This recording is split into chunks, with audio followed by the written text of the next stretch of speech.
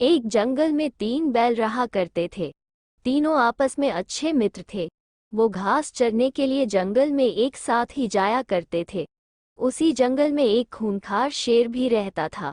इस शेर की कई दिनों से इन तीनों बैल पर नजर थी।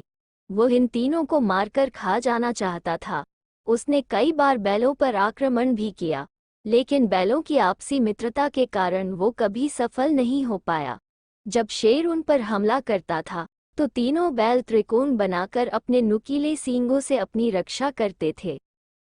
तीनों बैल साथ मिलकर कई बार शेर को भगा चुके थे, लेकिन शेर कैसे भी करके उन तीनों को खाना चाहता था।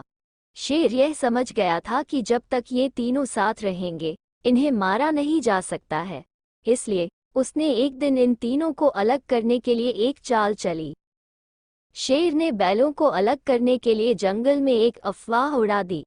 अफवाह ये थी कि इन तीनों बैलों में से एक बैल अपने साथियों को धोखा दे रहा है।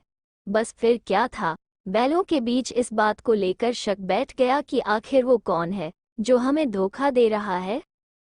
एक दिन इसी बात को लेकर तीनों बैलों में झगड़ा हो गया। शेर ने जो सोचा था वो हो गया था। अब तीनों बैल अलग अलग रहने लगे थे। उनकी दोस्ती टूट चुकी थी।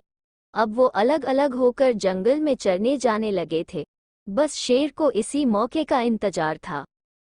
शेर ने एक दिन उन तीनों बैलों में से एक पर हमला बोल दिया। अकेले पड़ जाने की वजह से वह बैल शेर का मुकाबला नहीं कर पाया और शेर ने उसे मार डाला। कुछ दिनों के बाद शेर ने दूसरे बैल पर भी हमला कर दिया और उसे मारकर खा गया। अब सिर्फ एक बैल बचा था। वो समझ गया था कि शेर अब उसको भी मार डालेगा। उसके पास बचने की कोई उम्मीद नहीं थी। वह अकेले शेर का मुकाबला नहीं कर सकता था।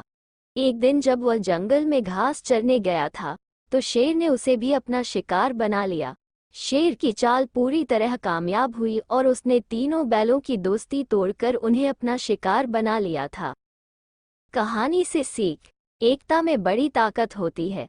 हमें हमेशा आपस में मिलकर रहना चाहिए और दूसरों की बातों में नहीं आना चाहिए।